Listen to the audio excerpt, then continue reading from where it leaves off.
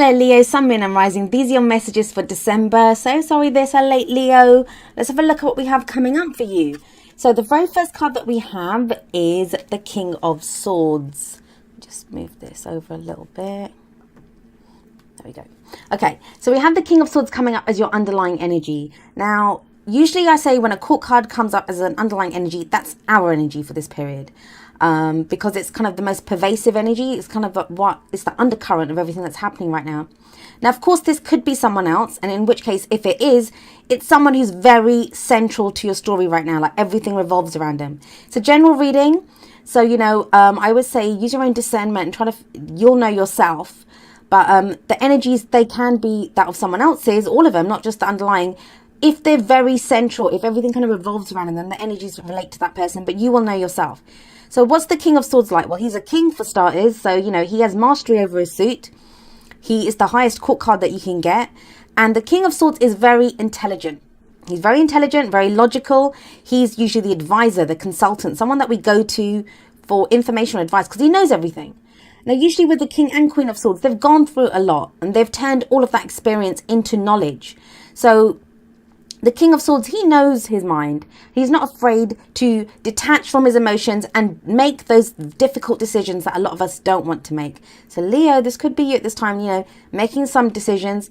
The thing with the court cards of the suit, did I say that right? Yeah, but of the suit of swords rather, it's all about the truth. You know, what is the truth here? They always hold up that sword and that's the sword of truth. So they will speak their truth and they will want to hear the truth. That's the whole thing. The King of Swords, I mean, I always think of the kings as more initiated and the queens as like they kind of see what's presented to them first before they act. But the King of Swords, the thing with him that can be kind of difficult, because all of the cards have like a kind of easier energy and a more difficult energy. With him, it's that he can appear cold. He can appear emotionally detached.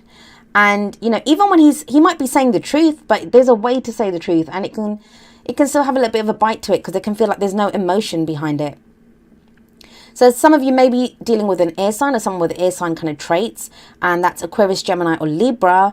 But I do feel for a lot of you, this is going to be your energy, that you're very much about speaking your truth, hearing the truth. And, you know, that's what it's about. Clarity, full mental clarity at this time. And that's going to help if there's difficult decisions to make. Now, why is it that you've kind of taken on that stance? I mean, the King of Swords is pretty powerful. Well, coming up at the heart of your reading, we have the Five of Swords. The Five of Swords, first of all, it's a 5. I always call the 5s agents of chaos because they create chaos in our lives. It's usually not that long-lived, like it's short-lived. It doesn't last that long. It dissipates quickly, this energy, but it gets us to change. It causes transformation. That's why I always call them agents of chaos. So the Five of Swords, it can be a bit of a ruthless kind of energy. So you may be dealing with someone who has this, you know, or it could be you, like, you know, where you're willing to do whatever it takes to get what you want. It's one of the victory cards, but this is not as clear-cut a victory as some of the other ones. The reason I always say that is because this guy, he's won, right? The battle's happened in this. He's got the swords, but what did it cost him to get these swords? Were they his friends once, but he wanted the swords so much that he lost his friends? So there is this kind of question mark that hangs over this card of what is this worth to you? How much are you willing to do to get what you want? Because it does feel like, you know, there's something, it's going to cost you something. Whether it's time, whether it's emotion, whether it's, you know, relationship, whatever. But it feels like with that King of Swords sat right there in I mean, he's not going to be afraid. This guy is going to do whatever it takes to get what he wants. If it's the truth, if he sees that's the best thing, the action to take here, that's what he'll do. Because swords are about our thoughts, our beliefs, our ideas, and how we communicate them. So this might be like, you know, there's a truth that you want to say right now, or to hear even. And it's like, what does it cost me to face this truth or to do this truth? And the reason I think that you're kind of at this place of like ready to, like, I don't care, I just want the truth. That's what's coming up here. That's the sense. With that King of Swords there, that Five of Swords is just like, I just want to know the truth. I just want to know what's going on here. There is an air of that. Why? Because it feels like you've been kind of in a defensive position. That's kind of, you know, Leos don't usually do that. You guys are pretty bold usually. But you have the Seven of Wands coming up as the foundation energy, the past energy. And this is when things come at us from every angle. Like we're having to defend ourselves. So you may have had to defend your position. This could be in a relationship, work, right? Just loads of problems coming at us that you're kind of batting away the problems that come at you, the energies that are coming at you. So this is a very defensive energy, but it is that, I call it, it's that warrior card that, what do you stand for? What are you willing to defend? What are you willing to fight for? Every warrior that goes into battle, he does so under some banner, right? Whether it's the banner of a king, the banner of a belief, a religion, whatever it is that person believes, and we have all those swords coming up, that's what that warrior will go and fight for under that banner of something. So this is you. This is why I say, this is, what do you stand for? This is deciding, this is what I stand for. I will stand my ground on this. And again, like, look at this, two very combative energies, but both of them talk about, like, what is it worth to you? If it's a relationship, like, you might be having to defend your relationship to other people. And that's the question mark. Like, how much do I want this relationship? And how much is it worth to me? Is this person worth that much to me that I might have to go against friends and family? Or, there could be that sense. Or even within a relationship, maybe you want something that, it's not coming up, but I'll just give an example, that, if somebody wants kids and it's like, well, how much do I want this person, or do I want to be a parent? Like, it's that kind of energy. With these two coming up here, it feels like you've had to defend yourself for a long time. Now, it usually shows a victory as well. Like, so, it says there's nothing to show that you won't be able to stand against, to succeed in this situation, because this person always has the higher ground. We don't actually see the people that have these wands. We just see the wands sticking up, and he's got a very solid stance and he's ready to kind of bat them away.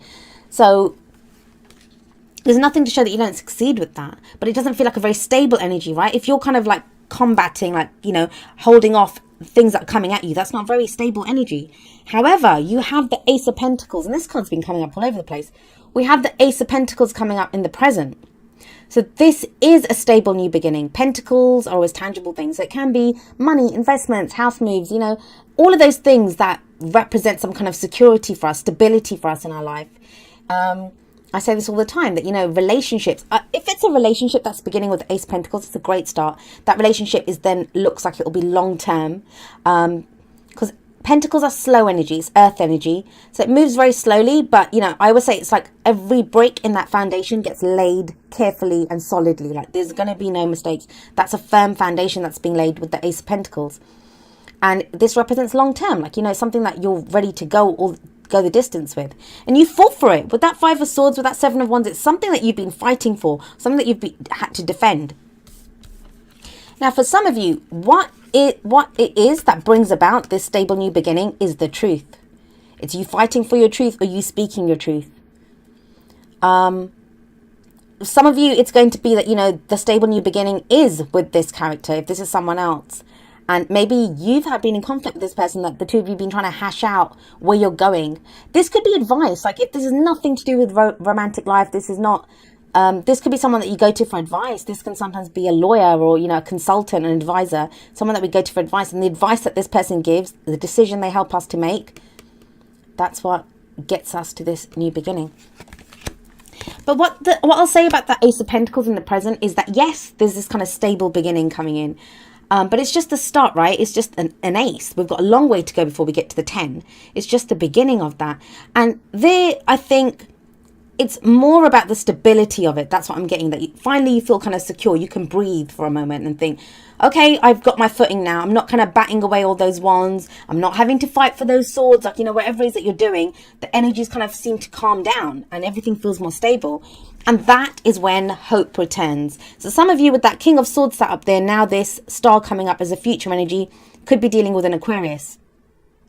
In fact, there is a connection between your reading and Aquarius's reading, but that's from the Oracle cards too, but I'll get to that in a moment. So the star card, it's a card of hope. It's when hope returns. In the Major Arcana, and I say this every time, it's the card that shows up after the Tower, when our whole life has collapsed around our ears. This is hope returning. Now, it's sometimes called the wish fulfillment card, but I always see it as, when this is hope comes in, that we can still attain that wish. We can see the new beginning. It's that star in the night sky that's guiding us to a new beginning, to a helping hand, to hope. It's very spiritual energy. I love this energy. The main thing is hope. Like, anything feels possible when the star card shows up. Some of you need it. If you've been dealing with this ruthless energy, and I'm just going to say this, I don't usually see this, but with that King of Swords and with that Five of Swords there, it feels like some of you have been dealing with a narcissist. It's that very kind of narcissistic energy. And I'm not saying it's the King of Swords that's like that. Like, you know, I've read so many times, you know, narcissistic Aquarians. I'm an Aquarian sun. I'm not a narcissist whatsoever. In fact, as an empath, I've had to deal with more narcissists than I could ever want to, like, you know, talk about. But yeah, so, but it is that, you know, if someone's been ruthless with you, if that's what you've had to deal with, and now you're thinking, what's it worth? Like, it may be a family member and you love them, or a partner and you're thinking, I love them, but I can't deal with this anymore. I can't do this. I can't do this defensive energy. So it doesn't have to be just as a narcissist. I'm just saying that. But this is where the hope returns. This is where, you know, a new beginning comes in. There's guidance now. This is a guidance card too. That star is the guidance system, right? And it's our hope takes us forward. We can get to our dream. Now, the problem is, and we have more swords coming up, and this is the advice energy. You have that stable footing now with the Ace of Pentacles. You have the hope returning. You can see there can be a new beginning here. This is where we think, well, can there be? Is this, you know, what I really want? This is when we get trapped by our own thoughts. So as much as there's stuff coming up about the truth, with that King of Swords there, and with the the Eight of Swords coming up at the end here as a crowning energy, don't let that stop you, Leo. Don't let that stop you. Don't let that be the thing that prevents you from going forward, because the Ace of Pentacles and the Star, they're great energies. You can make the most of those. But it may be now that you're thinking, well, I can't do this, or, you know, it's not possible. But it's just our thoughts that trap us. You've got that warrior spirit. Come on, you've got this. You've gone through this. What have you not fought off already? Don't let your own mind sabotage you right now. And Wands is your energy, right? So, you know, that's fire energy. And maybe that's the problem here, that you're not, instead of like going with your heart, and that's you guys, Leo, like going from your heart, living from your heart. It can be that sense that you've fought your little heart out, and now you're like, oh God, you're stuck kind of in your thoughts, kind of. I'm going to actually, I don't usually do clarifiers, but I'm going to pull one for that Eight of Swords for you guys. It's an interesting spread, that's why. There's a lot going on here. Let's see, I think I just said that to, who did I say that to? Gemini, I think. Let's see. Sorry, I hope that's not too loud. Let's pull one. What have we got? What's clarifying this Eight of Swords? Right. Yeah, that's what it is. It's the Page of Cups.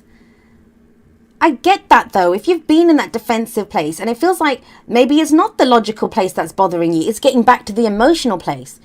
The Page of Cups, it's a message of love. It's a message of emotion. It's a feeling emotion. Like usually there's a fish. Here it's a seahorse that's in the cup. And it's saying there's something here. There's an emotion here that you're feeling. Something that maybe you've been defending. Like, you know, that you love someone, or you have feelings for someone, or your a job or something, that, you know, something that you love. And all of a sudden now, like, you kind of know it's there. You know what's there, but the head and heart are kind of battling it out. Because the Eight of Swords is like, well, I can't say that. I can't tell this person that, you know, it just feels like there's been some kind of hard fought kind of battle or war, or there's been conflict with someone. And, you know, when we're in that Seven of Wands energy, when we're in that place of having to defend ourselves, having to know what we stand for, we can be in the moment because you're defending yourself. Like, there's energy coming at you and you're just defending yourself. So, you know, you're in the moment and you're living that. And 7's a divine number as well. But it's when all of that kind of ceases, when you have that Ace of Pentacles. And that's the irony, right? Where suddenly when everything quietens down, we have that kind of stability coming in. And we're kind of logically trying to figure out what we're going to do next. And we're like, okay, well, you know, there's hope returning. I can see a new beginning coming in. That's when suddenly everything hits us and we can get trapped. But I don't want to go through that again. I don't want to do that again. You know, this is that. The Page of Cups coming up with this, I think, would really say to you guys that look at how you're feeling when all else fails. Yes, it's great to be clear-headed. Yes, it's great to go for the truth. But what is it that defines your truth, Leo? It's how you feel. What message of love you want to give. The message of love you want to hear even. And that might be what this is about. Like, how much is that worth to you? How much is it worth to you? What are you willing to do for it?